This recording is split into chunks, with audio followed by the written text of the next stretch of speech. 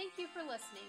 If you want to know more about us and our services, please visit our website at www.wsk9co.com. We're going to talk today about jumping and the difference between good jumping and bad jumping, and why it's such a problem and how you can fix it and the steps to help fix it. But Shannon, is there such a thing as good jumping?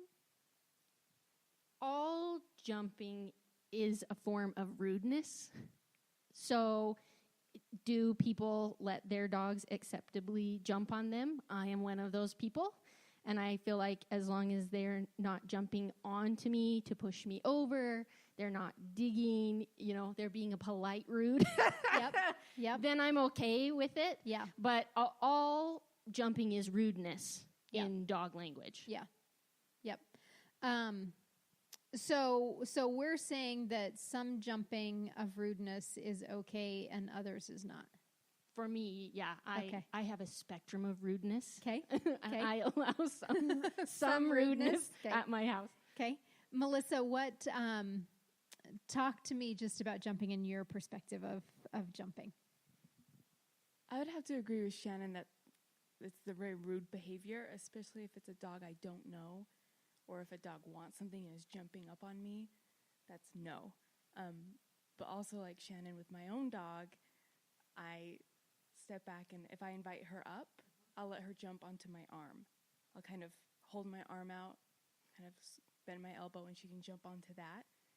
But never apply pressure onto me, never uninvited. That's no. Draw the line there.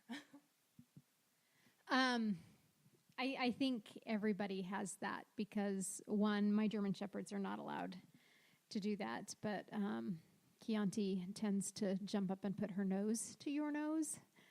So she's figured out a way around her jumping. I'm not going to completely touch you, but I'm going to get where I need to get to be nosy and in charge. And so our rule is you just don't put your feet. But with little Mitt, when we had Mitt, his jumping was cute. It was fun. It was bounding. It was so I think we all kind of allow a level of jumping. And I don't know that it's bad unless it becomes to a point of a dog taking charge or it's more aggressive. Because I've been over where Louis, he jumps up and it's very soft actually. When he jumps up to say hi. And I've never gotten it standing. Like, I've never gotten it at the front door with him. It's always been like I've come in and sitting down, and then he comes up and says, hey, here I am, in case you didn't know. And so it's never rude, and it's very respectful. If I just ignore him, then he just goes, well, fine.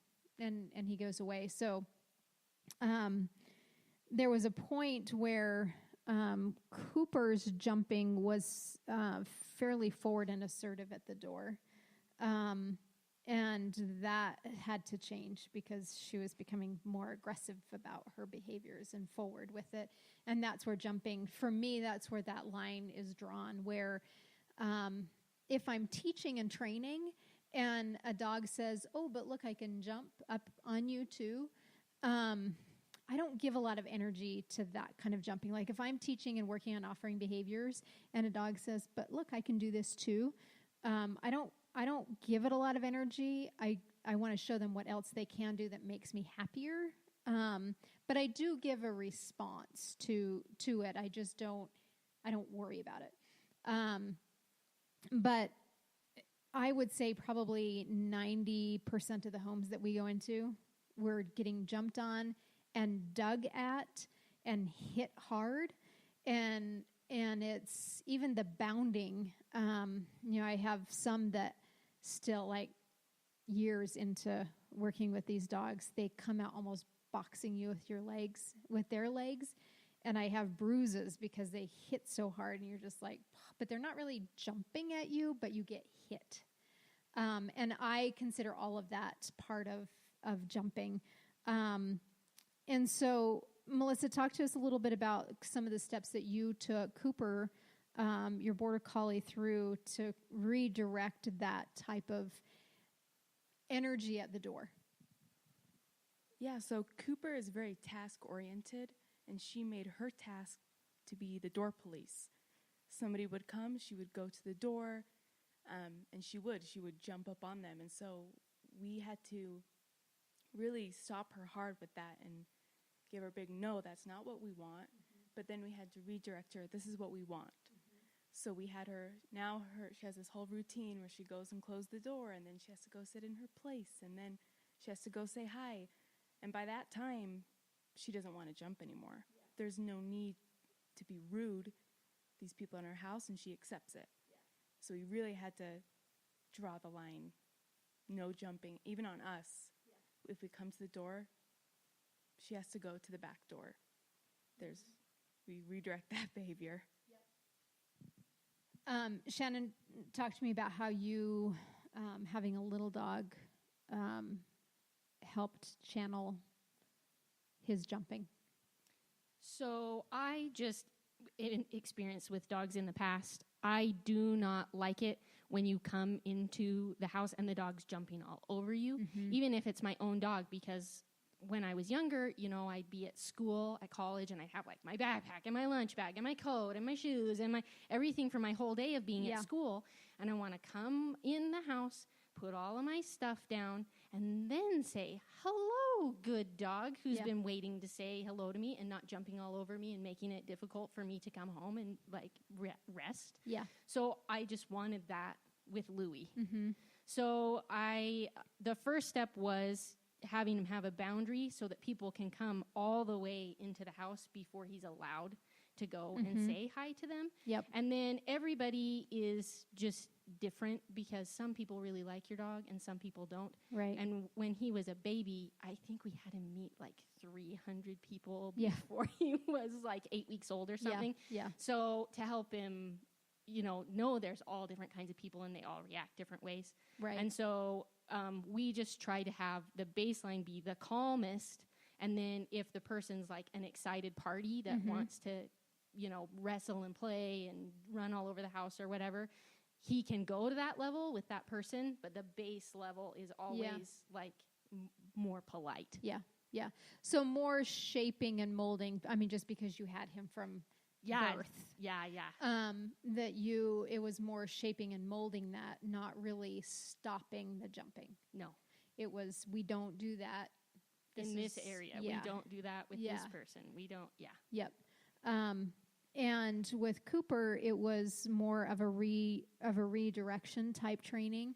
And so never did, in training in general with jumping, do we get angry about jumping because jumping's normal, but there's many other things that they can do that gets a better response than the actual jumping. Because some dogs will take that negative response and accept that negative response. And so they just keep jumping and hitting you, and no matter how forward you are. So as far as teaching a dog not to jump after it's been in this habit of jumping and being a part of it, one is leash is always on so that you are in control of the situation and the environment, and you're not creating barriers and you're not creating walls, but you're able to direct and to stop the jumping from happening instead of reacting to the jumping. And I think that's one of the biggest keys is once you're in that reactive state of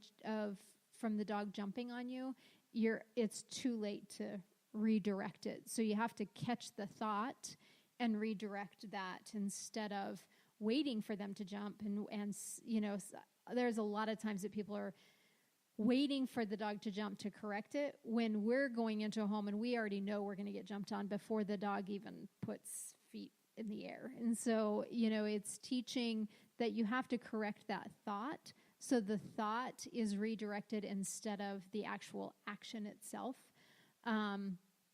And then also one of the biggest things that I teach when I go into homes with jumping is helping people understand how to direct their company, because that tends to be the problem. Stand up and talk to the people. This is not about the dog. Fold your arms. And so helping by telling people, Shanna, if you came in and Chianti was all over you, the first thing that I would say is, fold your arms. And that will give, one, communication to the dog that you're bigger and you're not happy with what's happening. And then it gives me a chance as an owner to create a better picture for the dog. That person doesn't like that. This is what else you can do. And maybe you might get a better response from them. And so, you have to help people when they come into your home to help you train your dog. And so folding arms is one. I don't believe in turning your back to a dog. Like when they're jumping, I don't believe that at all. I think it puts you in a more vulnerable situation, and it accepts the rudeness. It's like, it would be like, my daughter was bullied at school in 5th grade, and never once did I say, well, just ignore it.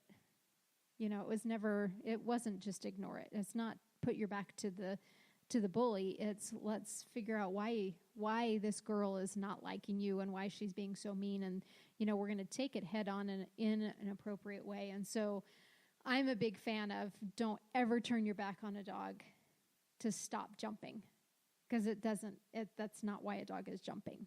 And then also, when a dog is jumping on you, Melissa, how does that make you feel? Like when you go into homes and you're just getting, it's not a good feeling. I don't know how to describe it, but mauled. You're getting mauled. Yeah.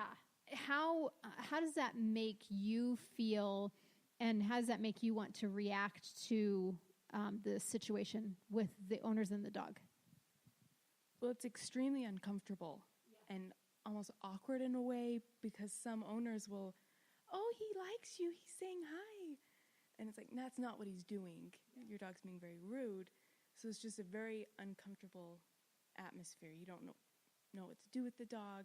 You can't get anything done because the dog's in full jumping mode. So it's just very uncomfortable and almost like swimming against the current for a minute until the dog settles. But it's a hurricane while it's happening. And so the dog is taking your space. Like it's so rude. And the best, number one, the first thing to do is stepping in and keeping and claiming your space. Sometimes that's really hard when you're getting hit by a giant. But keeping that stance and that boldness and being forward, and to meeting that energy.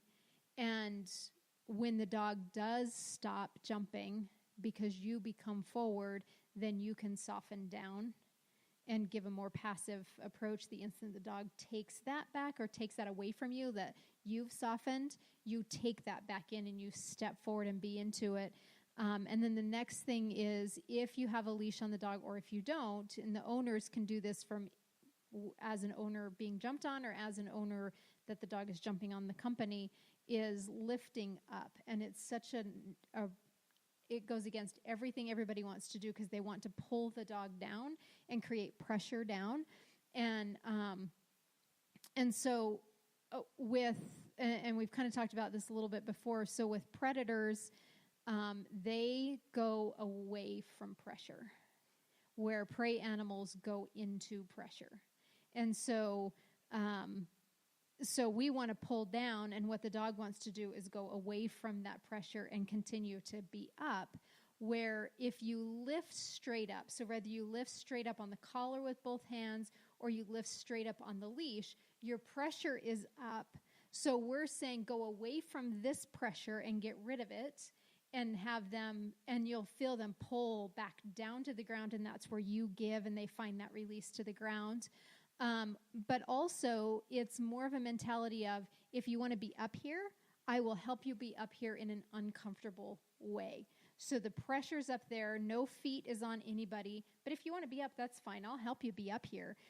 Dogs don't really want to be up there. That's not what they're trying to do. And so if you create everything up, then the dog starts realizing that this upward motion creates such pressure that it's better that that their feet are on the ground, and that pressure goes away. So they learn to go away from that pressure instead of pulling them down, because we're not going to be successful at it, because they want to bounce against it and come up against it. So a lot of different thought processes on jumping, and some jumping can be okay. If you have a little dog, that is one that I always say to the owners, I'm going to leave it up to you, but here's the boundaries of it. Because I've had a lot of Frenchies, actually, that they jump and then they start digging at your legs. And it's like, that's why I don't wear shorts when I train, because I've gotten that so many times where it's a polite jump and then they start this digging thing on your leg once they get up there. And so there's got to be boundaries with where Cooper, you can come up onto my arm. Bora does the same thing. He'll sit down and kind of come up into kind of a begging position, and you can kind of hold on to him. With Chiantis, it's always holding her hand, or she'll put her paw on you. And so every dog's going to have different boundaries. Louis is definitely probably one of the softest, and sometimes you don't even realize he's like jumping on you until you hear his snort. So yeah. I mean, he's got really good, hey, I'm little, remember I'm here. If you're here for me, I'm here for you kind of jump. Yes, it's still rude, but there's boundaries. It's polite with it. rudeness. Yeah, there's rules the most with polite it. rude you right, can be. Exactly. And so with people with little dogs, I'm always let them make that decision, but there still has to be boundaries with that jump, that kind of like not digging, not jumping up right in your face, all over. Yes, sit down. That's another pet peeve. When you sit down on the sofa and the dog just runs all over like you and the sofa and everything. Yeah. No. That's all jumping. That's all the activities of jumping. Yeah. And people don't realize that either, that, you sit down and then, the people with big dogs that allow their dogs on the furniture, they kind of start thinking about, wow, we don't mind it if our big dog's up here, but company doesn't always want the dog right here in your face. It scares them. Yeah. And Louis can get a lot closer to your face than another dog because he has a smashed face. Yeah. And so he is weird because he doesn't lick because he didn't have a mom. Right. And so he won't lick you or anything, but his face, if he puts his face, it's right next to your face. Yeah. Yeah. And that's like... It's scary. Sure it is. And so you're just, it's finding that balance, and that's why I've never let my dogs on the furniture. They're allowed up on the beds when they're invited, but not on the furniture where we sit. Like that just becomes rude, and it's just not their space, and that's not that's not what you should do.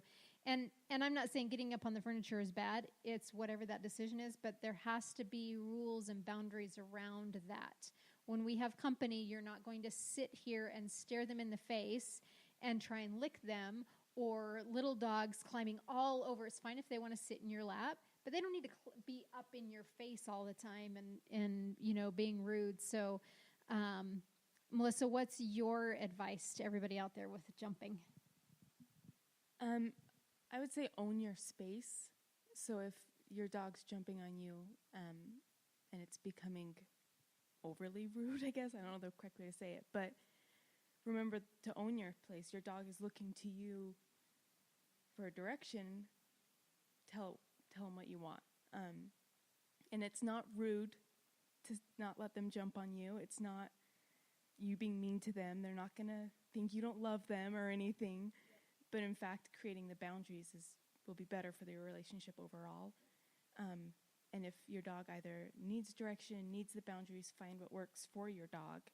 And if it's a little dog, make sure they're jumping up nice. If it's a big dog, it's up to you to decide how you want to go for it. But to be aware of when it's becoming a problem, and especially with guests. And Shannon, what's your last bit of advice? I have a question. Ooh, good.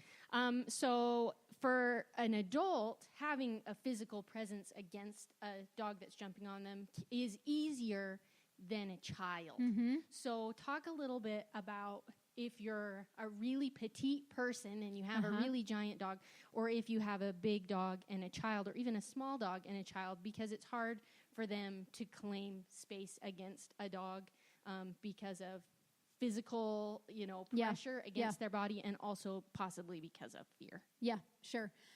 So I do a couple of things with dogs that are being over the top with kids. One is I take the stance that it is my child, whether it's my child or not, this is my child.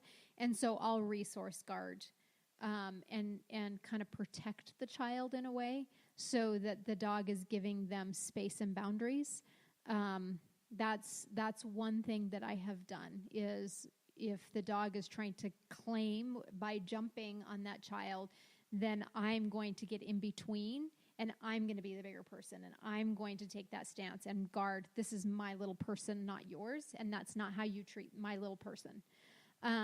If it's within the family, which I've had just recently a Weimaraner with, there were 4 little boys and a Weimaraner who's their jumpers.